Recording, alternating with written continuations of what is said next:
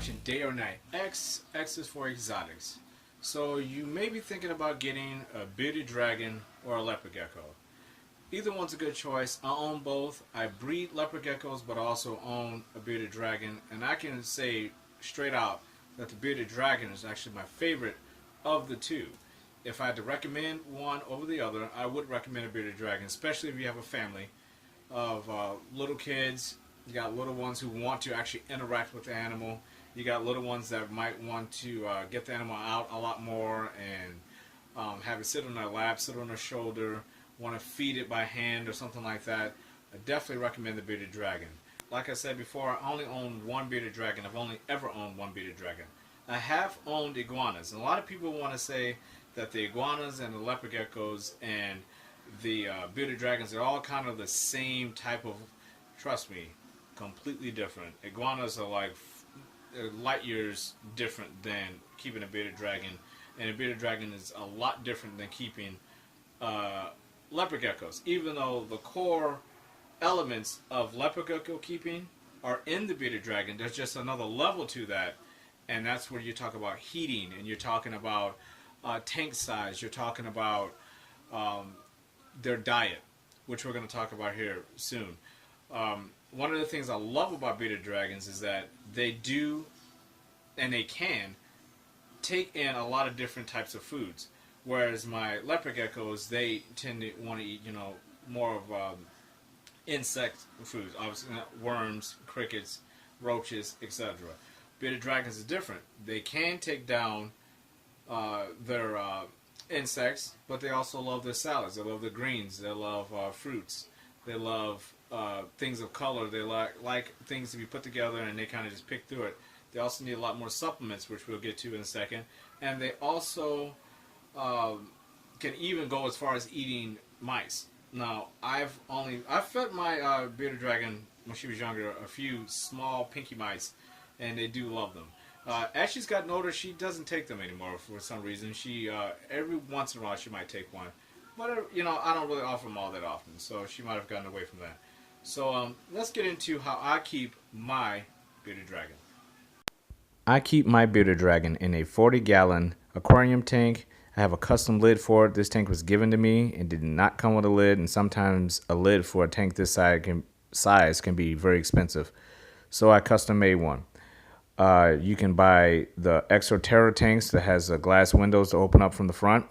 There's other tanks that you can buy that are bigger than this and more fitted for a bearded dragon. She will not be in this one much longer. Sometime this year I'll be upgrading her to probably an Exoterra nano tank, a big 40-gallon tank that's really made for these types of animals. This is Lucy, my beautiful, beautiful bearded dragon, and I really love her. She's I mean, she really livens up the family. We keep her upstairs. She's the only reptile we keep upstairs now. In my old house, I had a lot of animals upstairs, and she was the only one that we chose to keep upstairs, along with my cockatiel, my male cockatiel. But those are the only two animals we keep upstairs.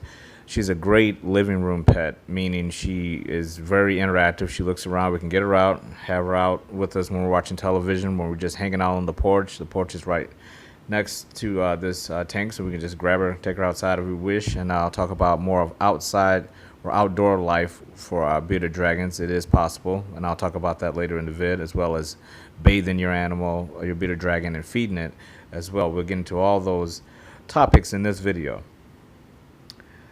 Let's talk about heating.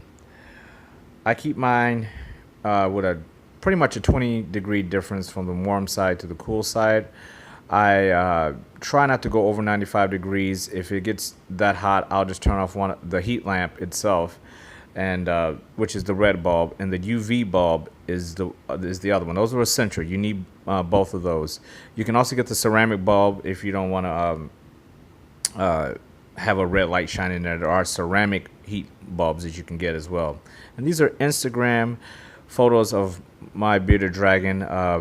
Wanted to share these because if you're into photography and you want to share this animal online with other people through social media, these are brilliant animals to photograph. Whether it's your phone, a professional camera, if you want to videos, these just make fun animals to video. record, photograph, and share, because they are just really, really fun animals. They're always doing something interesting. They're not really uninteresting animals to look at or to interact with. They're always doing something cute, funny, and they're very shareable animals. And now let's talk about what you're going to need. You're going to need at least a 40-gallon tank for an adult. You can get some smaller for a smaller one. You need a pooper scooper to scoop out all the mess. Going to need something to gauge the heat for the warm side and the cool side. You're also going to need something to clean that cage out with. Once you do clean it out, you're going to want something to aid you with that. Keep a spray bottle just in case you want to mist her, or give them some water, get a quick cleanup. These tongs are essential for these animals, especially with their food.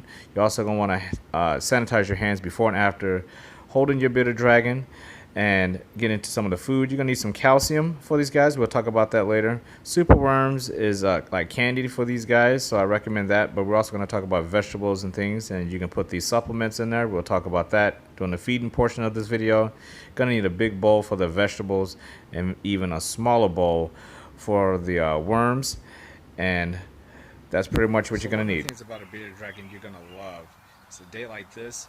You can actually take your bearded dragon outside and have it sit with you if you're having family functions, or you're having guests over, you're having a barbecue or something like that. I don't recommend having it out in too extreme heat, but they can stand in the summer weather really nice differences in heat and temperature, meaning if it gets windy outside, your bearded dragon is going to be okay. If it gets a little cool, your bearded dragon is going to be okay. Whereas the leopard gecko, you're not going to have them out as long, but a bearded dragon, you can actually have them out for hours, and they'll probably be okay depending on where you live. Obviously, if you live in somewhere where it's really cold and frigid, you don't want to do that. But if you live in somewhere warm, I live in St. Louis, Missouri. In summer it gets really humid, really hot, really quick, late spring, early summer, all the way into mid-fall. I have a lot of months where I can bring my bearded dragon out, and she can actually sit outdoors with me on my patio, my deck. She can hang out with me back here, and I can enjoy her outside, and she can soak up the natural sun. That's another good thing about a bearded dragon, is that you can actually hang out with them for hours, just like you would a dog or a cat, outdoors, and not have to worry about them having any type of issues at all. This is her outside posing on a little ceramic skull, but I get her outside a lot. If I do bring her out, I try to get her something to lay on to distract her from just laying her down on the concrete or in the grass. I try to keep her off the grass. She usually stays on the concrete if I'm going to actually put her down. If I do put her down, I do not go away from her. I'm sitting right next to her, so in case she does run, which usually if she does run, she usually runs onto me. But most of the time, if you're going to take them outside, at least for me, everybody does things differently. For me, I like for her to feel like she's off on her own, and she loves it. She'll sit right here. She will not move. And obviously you got to keep an eye on them, but for the most part, this is like, she loves soaking up good sunlight, and if there's a nice beautiful day out, there's no reason not to take her outside and let her enjoy some sunlight, and keep a really good eye on her. You don't want things, bugs and things crawling on her. I keep mine out of the grass, but she absolutely loves going outside, and I love when it warms up around here because she loves to go out. But when I bring her back in, I always bathe her. The moment I bring her in, I bathe her, and she usually gets a nice good drink, as you can see here. And a good way to bathe her is use an old toothbrush, and I just kind of bathe her with the water and just give her a little scrub down before I put her back in the cage.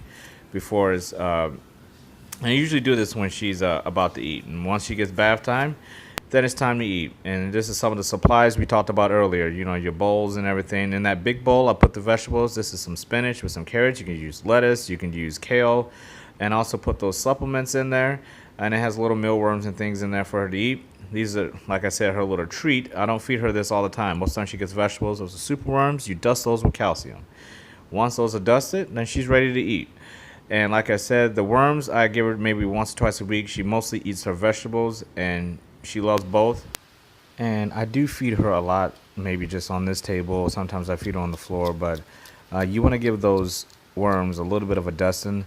Most of the time I will put those worms inside of the vegetable bowl, and I'll dust the bowl, and she'll take it all in one sitting. But for the purposes of the video, I kind of split them apart.